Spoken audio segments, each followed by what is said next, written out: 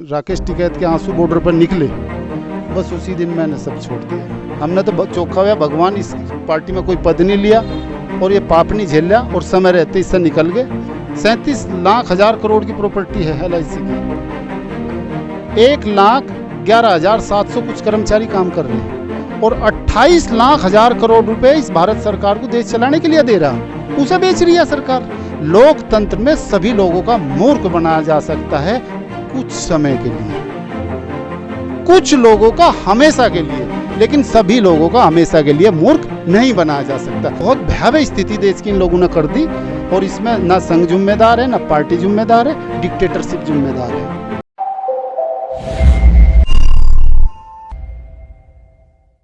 नमस्कार, मैं हूं कुमेल रिजवी। इस वक्त मैं मौजूद हूं शामली में। शामली में आज हमारी मुलाकात एक ऐसे शख्स से हुई है जो पिछले 14 साल से RSS से जुड़े रहे। इनकी कहानी थोड़ा इंटरेस्टिंग है, अलग है, तो हम इनसे ही जानेंगे कि इनकी क्या पूरी कहानी क्या है। इनसे समझने की कोशिश करेंगे। सबसे पहले आप अपना नाम बताएं। मेरा नाम परविंदर कुमार है। मैं इतिहास का प्रवक्ता हूँ और इसी काका नगर में रहता हूँ। तो 2007 से मैं RSS की शाखाओं में जाना शुरू किया और संघ के लिए काम किया खूब। बार बार मुझे कई बार पद विराट जी, क्रांति जी यहाँ पे जिला प्रचारक आए कि मास्टर जी आप बहुत काम करते हो। मगर नहीं, मुझे कोई पद नहीं चाहिए और मैं काम करता था। और ये जो बच्चे अब बड़े हो गए, 2014 से मैं लगा था स्कूल टाइम से। बाद में मैं साइकिल लेकर हर मोदी, घर घर मोदी, ये बच्चों को अपने पीछे लेकर और 100-150 की संख्या में हम हो जहाँ थे इस पूरे काका नगर में को बस मोदी का प्रचार कर रहे थे। लेकिन जिस दिन राकेश टिकैत के आंसू बॉर्डर पर निकले, बस उसी दिन मैंने सब छोड़ दिया। ऐसा क्या था उनके आंसू में कि आप जो है पूरी तरह से बदल गए, RSS और BJP को त्याग दिया आपने? परेशानी तो पहले से भी थी, क्योंकि इसकी आइडियोलॉजी गवर्नमेंट की इस तरह की रही। जैसा इन्होंने गाय पर प्रतिबंध लगाया और गाय पर प्रतिबंध का कोई लॉजिक नहीं देखा इन्होंने। तो 321 में सिकंदर आया था हिंदुस्तान में। तो अफ्रीका महाद्वीप है, वहाँ पे भैंसे होते हैं जिसे हम झोटा भैंस कहते हैं यहाँ पे। तो बड़ी फौज थी सिकंदर की और वो अपनी फौज की फीडिंग के लिए और दूध के लिए उसको यहाँ हाँक कर लाया था। तो लगभग 2337 साल पुराना झोटा हमने नहीं पूजा। लेकिन 1970 में हमारा यहाँ का किसान देसी गाय को छोड़ दिया और अमेरिकन गाय 1970 में यहाँ ज़्यादा दूध देती, 14-15 लीटर दूध देती। तो आर्थिक आधार पर किसान ने जर्सी, ऑस्ट्रो-फ्रीजन और ये अमेरिकन गाय को अपने यहाँ रख लिया और ये जो देसी नस्ल की गाय हैं इनको रिप्लेस कर दिया। तो ये जब हमने झोटा नहीं पूजा आज तक हिंदुओं ने, जो बाहर से आया, तो ये अमेरिकन ईसाई, ऑस्ट्रो-फ्रीजन और ये जर्सी नस्ल की और अमेरिकन, ये दूसरी विदेशी नस्ल की गाय हम क्यों पूजा, क्यों ये ईसाई पूजवा रहे हैं हम पे? तो ये ज़बरदस्ती है। एक तो पहले से ही मेरे में ये आक्रोश था। तो ऐसा आरोप क्यों लगा रहे हैं आपकी? क्या मतलब जो गाय को माता मानते हैं या तो फिर झोटा भी है, झोटा भी पूजो। बाहरी ये तो विदेशी भूमि के हैं। हमारी तो यहाँ की जो गाय थी वो देसी नस्ल की है। जैसा गिरी है हमारे यहाँ की, साहिवाल नस्ल है हमारी देसी नस्ल की, हमारे लिए पूजनी है, हम पूजेंगे ना। लेकिन एक तरफ आप राष्ट्रवाद कह रहे, एक तरफ विदेशी नस्ल के ले आकर, कल को कुत्ता ले आकर भी उसे फिर झोटा भी पूजें भाई। तो सारी दुनिया की गाय हमारी माता होगी क्या? पशु ही तो है 4 पैर का। तो कुछ तो तर्क होने चाहिए थे सरकार के पास। ये संघ की कई मीटिंग में अपना प्रेजेंटेशन दिया, मगर इस तरह से प्रतिबंध ना लगाओ। और सबसे ज़्यादा नुकसान किसान को ही है। अमेरिकन और ऑस्ट्रो-फ्रीजन और ये जर्सी नस्ल के जो बाजार छोड़ रखे सब बर्बाद कर दिया। और न तो देसी की पूजा कर पा रहा किसान और ना इन विदेशी की कर पा रहा। हम समझ ही नहीं पाए है क्या इनकी आइडियोलॉजी। चलिए, ये तो हो गई गाय की बात। और भी तमाम मुद्दे हैं जो रहे होंगे। जाहिर सी बात है कि उसको आपने छोड़ा, वो कहीं ना कहीं खटका होगा आपके मन में, तभी आपने BJP और RSS को त्यागा। अब ये देश की प्रॉपर्टी को जिस तरह से सरकार बेच रही, और मैं एक जरा सा आपको उदाहरण दे रहा है यहाँ पे। 1956 में LIC की स्थापना की थी नेहरू ने 5,000 करोड़ की पूंजी देकर, और 1956 से 1961 5 साल के अंदर भारत सरकार को LIC ने 12,000 करोड़ देश चलाने के लिए उधार दिए। और उसी LIC ने आज की तारीख में 37 लाख हजार करोड़ की प्रॉपर्टी है LIC की। 1,11,700 कुछ कर्मचारी काम कर रहे हैं और 28 लाख हजार करोड़ रुपए इस भारत सरकार को देश चलाने के लिए दे रहा, उसे बेच रही है सरकार। और उसका रिजल्ट क्या होगा? जैसे ब्राज़ील में उत्तर प्रदेश कितना क्षेत्र एक उसको बेचना पड़ा कंपनी को, और सरकार ने, हमारी सरकार ने 27 लाख हजार करोड़ की करेंसी छाप रखी। और 27 लाख हजार करोड़ की करेंसी के पीछे देश की प्रॉपर्टी तो होनी चाहिए। आपको मैं उदाहरण दूं, चाइना में परसों एक कानून बना चाइना में प्राइवेसी का, 1.9 ट्रिलियन डॉलर एक विदेशी कंपनी निकाल कर भागी। जितनी भारत की इकोनॉमी है इतनी वहाँ के बैंकों से 2 घंटे में काट लिया यूरोप ने। तो हम जो फॉरेक्स पे अपना यहाँ से छाप रहे करेंसी, और काट लिया उन्होंने, क्या होगा करेंसी का फिर? तो जब जिस घर में ट्रैक्टर नहीं, जिस घर में ज़मीन नहीं, जिस घर में नोट नहीं, जिस घर में सोना नहीं, तो वो करेंसी का विश्वास कैसे करेंगे जनता?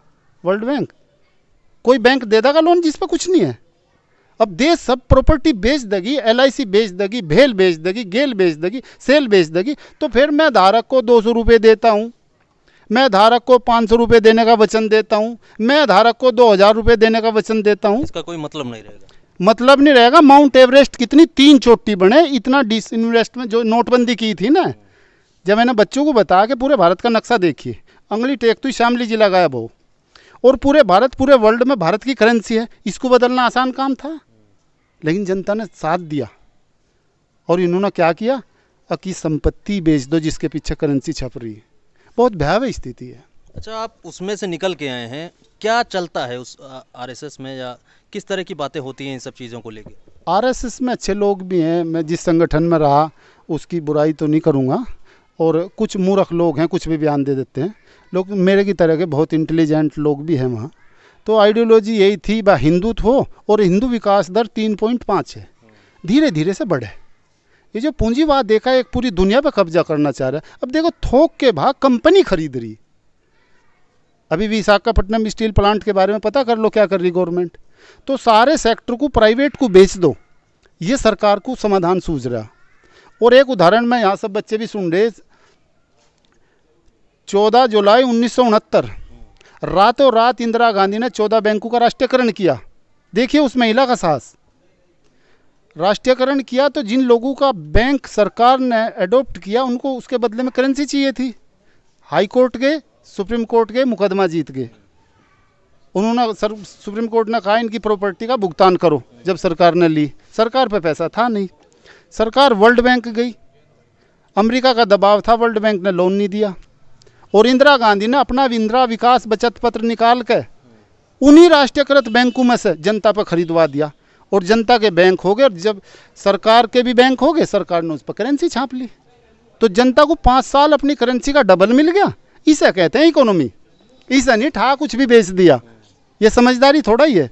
और जिन बैंकों के भरोसा आज मोदी जी घर घर जो योजना पहुंचा रहे, वो तो इंदिरा गांधी की देन है। वे तो प्राइवेट लोगों की प्रॉपर्टी थी, और प्राइवेट लोगों की प्रॉपर्टी अपनी बनाई और लोगों की आय डबल करी इंदिरा विकास बचत पत्र खरीदने के नाम से, और लोगों की क्रय शक्ति बढ़ी। ये सरकार लोगों की जेब में तब पैसा निकाल ली, लोगों की क्रय शक्ति घटेगी तो 1929 की मंदी की तरह से देश में भयावह स्थिति होगी, जनता कुछ नहीं खरीद पाने की। फिर एक कीन्स हुए, कीन्स ने कहा गड्ढे खुदवाओ पैसे दो, गड्ढे भरवाओ पैसे दो, जनता को क्रय शक्ति दो, तब इकोनॉमी बचेंगी। और ये खींच रहे, किसी की सुन ही नहीं रहे। रिजर्व बैंक का गवर्नर इनका है, इन्होंने तो बना। वो कह रहा है कि परचेजिंग कैपेसिटी बढ़ाने के लिए सरकार जनता में पैसा फंक है। आप पढ़िए बयान, सुन नहीं रहे दोनों आदमी। हम दो, हमारे दो वाड़ा है, ये सिद्धांत ये चला रहे। अच्छा, अभी आप ऑफ कैमरा जो है कोरोना के बारे में बात कर रहे थे, उस पर क्या स्टैंड है आपका? कोरोना में तो स्पष्ट स्टैंड है। एक एक गांव में 60 मौत भी हुई, और कई गांवों में तो 60 से भी ज़्यादा पूरा परिवार का परिवार मर गया। तो संघ के एक हमारे बहुत बड़े हैं हमारे गुरुजी, मैं बात कर रहे थे एक दिन, मैं कहला गुरुजी हल्के में ना लो। उत्तर प्रदेश में 97,841 गांव है। अगर सामान्यतः एक गांव में 10 आदमी भी मरे तो 9,80,000 गांव में मर गए आदमी। 915 कस्बे बाकी हैं, 75 जिले, 18 कमिश्नर, इनके आप जोड़ दो। कितनी भयावह स्थिति है, सरकार बोल नहीं रही। और सरकार इस गफलत में है कि चुनाव हम जीत रहे, बहुत भयावह स्थिति है, समझ नहीं रहे। ऊपर 2 आदमी जो थोपते हैं लोग उसी को करते हैं फॉलो। हमने तो चोखा हुआ भगवान इस पार्टी में कोई पद नहीं लिया और ये पाप नहीं झेला और समय रहते इससे निकल गए। ठीक है, इनके अपने एजेंडे है, राष्ट्रभक्ति के एजेंडे है, राष्ट्रवाद के एजेंडे है, सही है, लेकिन अब पूंजीवाद के एजेंडे हाथ चल रहे, ऊपर से थोपे जा रहे। संघ भी इसमें चुप है और उसमें जो किसान मंच संघ ने बनाया था वो अब बोलने लगा 4 दिन से। व्यापारी वो नहीं बोल रहा। आप जो है ऑनलाइन परचेजिंग कर रहे, जितने दुकानदार हैं बीजेपी के हमारे साथी हम कहें भाई तुम अपनी आवाज़ क्यों नहीं उठाते? बीजेपी में होने का मतलब नहीं थोड़ा ही है नाड़ कटवाओगे, क्यों कटवा रहे अपनी गर्दन? अपनी आवाज़ उठाइए, इन कंपनी पर ऑनलाइन पे प्रतिबंध लगाइए, कल ये करोड़ों करोड़ों की दुकान कोड़ियों के भाव बिकेगी तब रहूँगे। तो बहुत भयावह स्थिति देश की इन लोगों ने कर दी और इसमें ना संघ जिम्मेदार है ना पार्टी जिम्मेदार है, डिक्टेटरशिप जिम्मेदार है। और डिक्टेटरशिप को बनाने का काम है मीडिया का और मीडिया के पीछे लगे फॉलोअर्स। जब आप किसी भी राजा की जय बोल लोगे तो वो राजशाही चलेगी और राजशाही को तोड़ने का सिद्धांत है वो फ्रांस में 14 जुलाई 1789 में आया था कि जनता अपना राज करे। लेकिन जनता ने भी एक राजा अगर बना दिया तो उस पर 3 मॉन्टेस्क्यू का एक सिद्धांत है, शक्ति पृथक्करण का सिद्धांत। शक्ति अगर एक आदमी के पास होगी कानून बनाने की, कानून को लागू करने की, कानून की न्यायिक समीक्षा की, तो फिर भी खतरा है।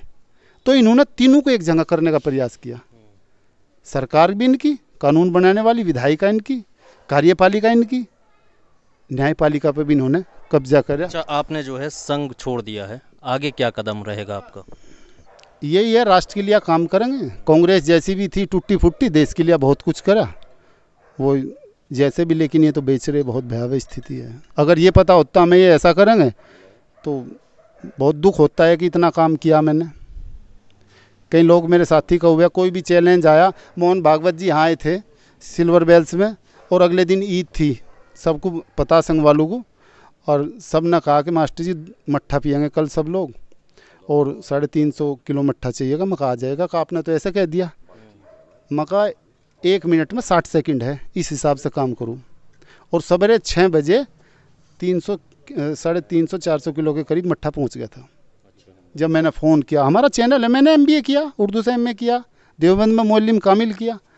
हम ऐसे थोड़ा ही हैं, ये लोग अनपढ़ बैठे हैं इसमें, पार्टी में टिकट दे दिए इनको, हम जैसे लोगों के दिमागों की वजह से पहुंच गए, अब हम पागल मान रहे हैं। लोकसभा के हमारे देश में 2 सदन हैं, लोकसभा और राज्यसभा। लोकसभा में जनता के प्रतिनिधि चाहते हैं और उनकी संख्या 543 है, 2 एंग्लो इंडियन समुदाय के होते हैं। अब इस सरकार को हमने बहुमत दिया, लेकिन इस सरकार ने बहुमत की निरंकुशता तो अपना ही है, सदन की गरिमा को भी ठेस पहुंचाई। देखो साफ साफ दिखाई दे रहा कि सदन में जो भी प्रस्ताव आएगा वो जब तक स्वीकार नहीं हो, जब तक चर्चा नहीं हो, उस पर बाहर का आदमी ना तो कोई कार्रवाई कर सकता, ना उस पर कोई चर्चा कर सकता, जब तक वो हाउस के अंदर है। लेकिन कुछ आदमियों ने गोदाम बना लिए पहले ही। इसका मतलब प्रधानमंत्री कॉरपोरेट जगत से मिला हुआ है और उनको इशारा कर दिया तुम गोदाम बना लो, मैं कानून पास करवा दूंगा। तो सदन में ये सीधे सीधे राकेश जी भी, टिकैत साहब भी कहते हैं कि सीधी बात में कि गोदाम पहले बन के कानून बाद में। तो सदन तो कुछ रहा ही नहीं, सदन तो एक वोट लेने के लिए रहा। और इसका क्या कारण है मैं बता रहा, अभी हम पीछे जावें। इब्राहिम लिंकन ने कहा democracy for the people, of the people, by the people. ये परिभाषा सबको पता, लेकिन इन लोगों को एक और परिभाषा का नहीं पता इब्राहिम लिंकन ने जो दी। वो परिभाषा है लोकतंत्र में सभी लोगों का मूर्ख बनाया जा सकता है कुछ समय के लिए, कुछ लोगों का हमेशा के लिए, लेकिन सभी लोगों का हमेशा के लिए मूर्ख नहीं बनाया जा सकता। अब स्थिति वो है, अब सब लोग हमेशा के लिए मूर्ख नहीं बनने के। तो ये सब आदमी जानते हैं। गाय के बारे में आप कह रहे गौ माता, भाई गौ माता है तो अमेरिकन गौ माता कैसे होगी हमारी? वो ईसाई क्यों पूजवा रहे हम पे?